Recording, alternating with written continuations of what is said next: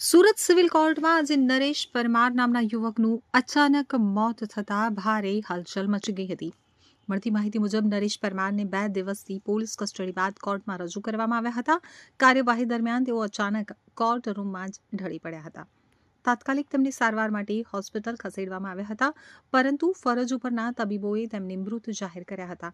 આ ઘટનાની જાણ થતાં જ કોર્ટ પરિસર અને પરિવારજનોમાં શોકનો માહોલ છવાઈ ગયો હતો. મૃતકના પરિવારજનોએ ગંભીર આક્ષેપ કરતા જણાવ્યું કે પોલીસ કસ્ટડી દરમિયાન મારપીટ થવાના કારણે નરેશ પરમારનું મોત થયું છે.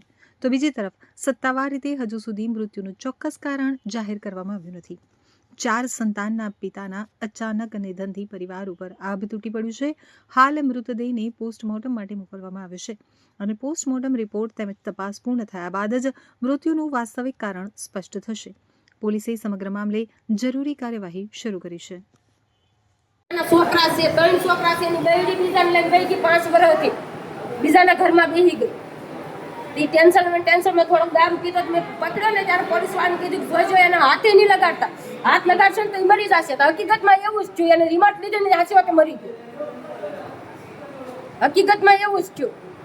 પોલીસ વાળાને લીધે મરી ગયો. હા, પોલીસ વાળાએ મારી નાખ્યો છે આને. અમે કેટલી દિલથી રિક્વેસ્ટ કરી, હાથ જોડી રોઈને રિક્વેસ્ટ કરી કે એને નહીં મારતા, તો છતાંય હું કેમ એને રિમોટ લેવી જોઈએ. એ બીમાર હતો, એને હૃદયની શ્વાસની બીમારી હતી એને, તો છતાંય એને મારી નાખ્યો પોલીસ વાળાએ. રોડના કેમેરા કતાર ગામમાં ચેક કરજો, રોડના કેમેરામાં બધો આનો વિડીયો આવશે.